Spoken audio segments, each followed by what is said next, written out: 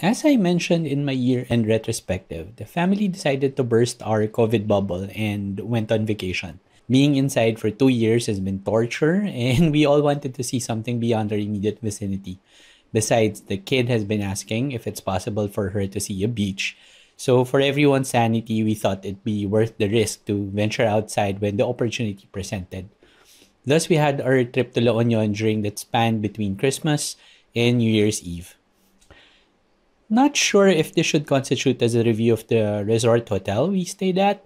I guess it's a bit unfair if it will, since I never got to explore all the services and amenities that they had to offer. So let me just tell you about the experience instead.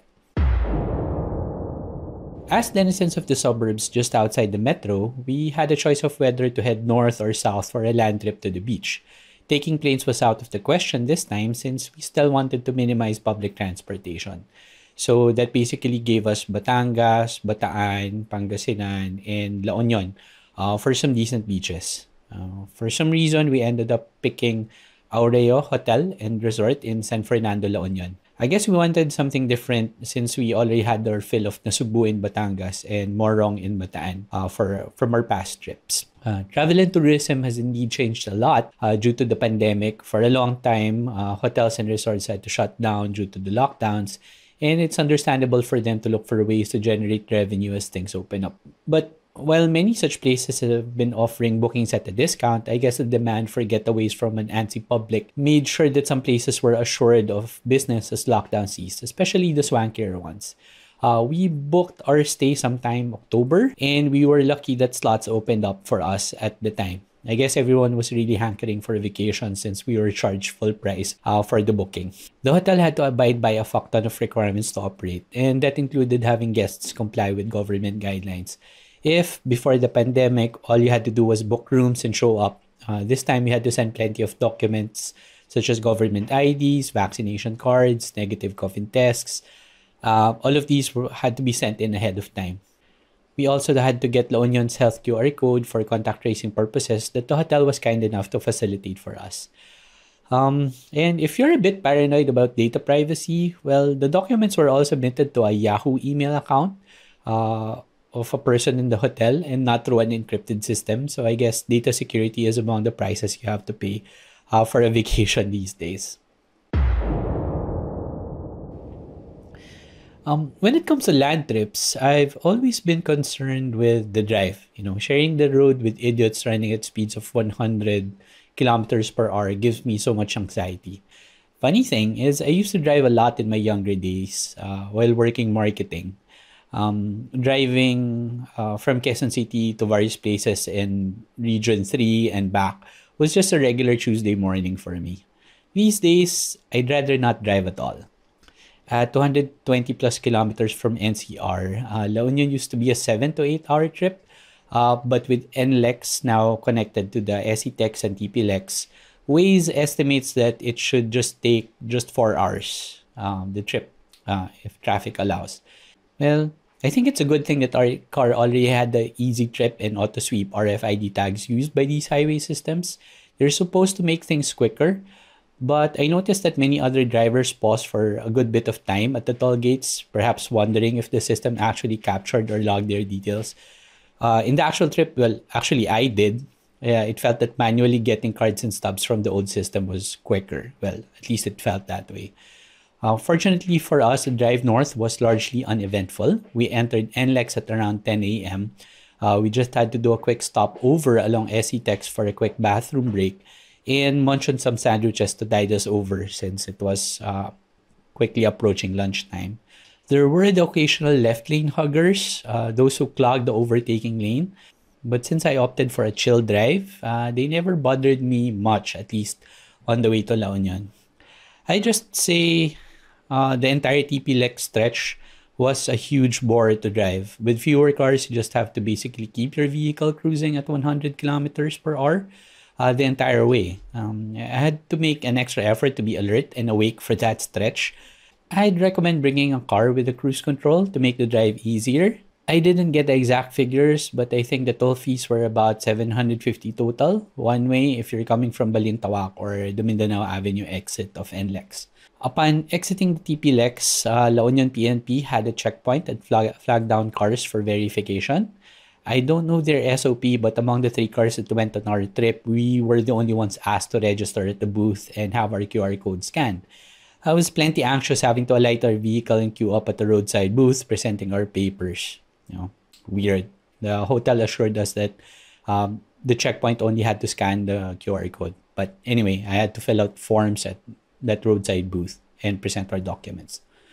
After 3 hours on expressways, you still have to drive through national roads from Rosario exit to San Fernando La Union. And it's a good thing that the route is mainly a national highway. Aside from pockets of traffic along city centers, it was basically just follow Waze throughout. And Waze was pretty helpful. The route was spot on. And after nearly 6 hours of travel, we arrived at Aureo. Aureo is a 4-star hotel and resort in San Fernando, La Union, pretty much in the same area as the swankier Thunderbird Resort. We stayed in deluxe rooms, which was situated in one of their 5-story buildings. The rooms were pretty much what you'd expect. There are beds depending on what you requested, a desk, a TV, a pantry area with a fridge, a kettle with some complimentary instant tea and coffee, separate cubicles for toilet and the shower, and a lockbox in which you can store some valuables.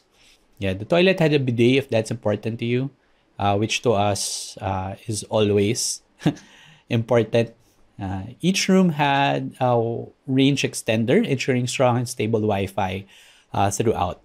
Our rooms were on the top floor, which meant we had to ride an elevator up and down. Elsewhere in the resort, there are cabins that give you quicker access to the amenities such as the pools and the beach. They're a bit pricier than the rooms that we had, but what I didn't like about them is the lack of privacy. They're situated along the pathway, so people will be walking outside your rooms. As for the beach, La Union sands are supposed to be fine, cream-colored, typical of the West Coast beaches in Luzon. But for some reason, the sand looked grayish where we stayed.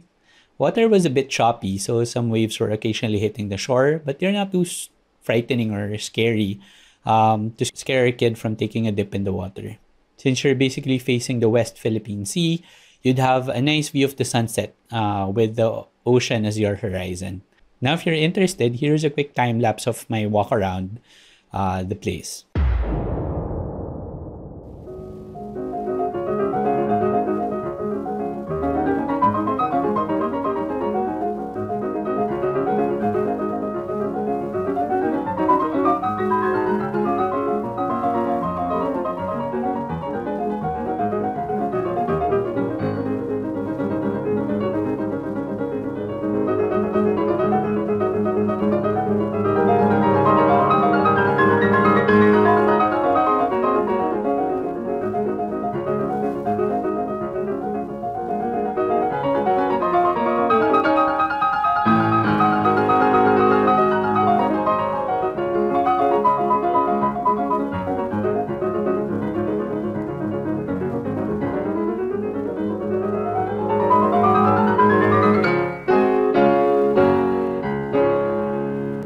Over our stay, we only got to enjoy the pools and the beach. The resort offered other water activities like jet skis and surfing, but we didn't go for those. There are also some spaces for beach volleyball, which other people enjoyed. Massages and grooming services were also available at the spa, but we're too afraid of close contact to even try those. The hotel was packed when we were there. We were trying to maintain social distancing, but a lot of people just don't bother anymore these days. And it's kind of both irritating and sad because it contributed to all the anxiety that we had while we were there. Now, aside from the quality of guests, perhaps my main beef with the hotel was the food. The place had choices between a poolside cafe and beachside restaurant. We had our breakfast and lunches at the poolside cafe, and we had our dinners at the beachside restaurant. The breakfast buffet was a disappointment, sad to say. It came free with our rooms, but they only offered the standard fare of silogs, though in buffet form. So if you're not a fan of hot dogs, tocino, dried fish, and fried rice, you're basically out of luck. Price-wise, our rooms cost just about similarly to a stay in, say, EDSA Shangri-La. It has always been my baseline for a decent breakfast buffet at the hotel. I mean, Shangri-La has plenty of counters and food choices. Most importantly, unlimited bacon. Aureo not only left out the bacon from its selection, and when asked, they said you had to pay extra for it. So, I don't know, boo, I guess. The poolside cafe offered the usual Western fares, burgers, pizza, and pasta. We wanted to try their Oreo burger, but it was unavailable during our stay. Pretty disappointing since if it's a menu item that bears your name, you should at least make the effort to keep it in stock. Now, the beachside restaurant featured mostly Ilocano entrees featuring pork fat, like sisig, pinakbet with bagnet, inihaw na liempo, and crispy kare-kare. Now, there's also a good selection of seafood fares, but since I'm allergic to shellfish, I didn't know if they were any good. I didn't try them at all. The entree prices range between 400 to 700, and they're good for sharing with around 4 people. During dinners, you had an option if you'd want to do with a grill or boodle fight or beachside setup, but they charge, basically an arm and a leg for those services. Now, on our last half day, we just decided to have a chill time, spending our morning mostly enjoying the view from our hotel room. I decided to get a lot of shut eye as we waited for the noon checkout in preparation for the drive back. In hindsight, I think it was a wrong move for us to try maximizing the time at our hotel during the last day since the drive back took longer than expected. We still had lunch at the place and only got to leave the resort at around 2 p.m. Traffic in La Union city centers was pretty bad, so it took us nearly 2 hours to get from the hotel to the expressway. They didn't have checkpoints at the exit anymore, so it makes me question what was the point of having us fill out those forms during our entry to La Union. I swear, I wouldn't drive along highways after sunset after that experience.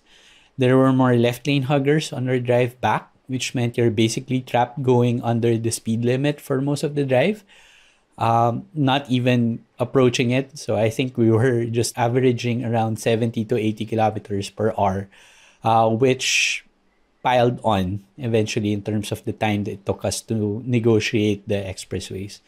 And impatient bastards who didn't want to deal with these lane huggers used the third lanes and shoulders to overtake, making the drive even more dangerous for everyone on the road.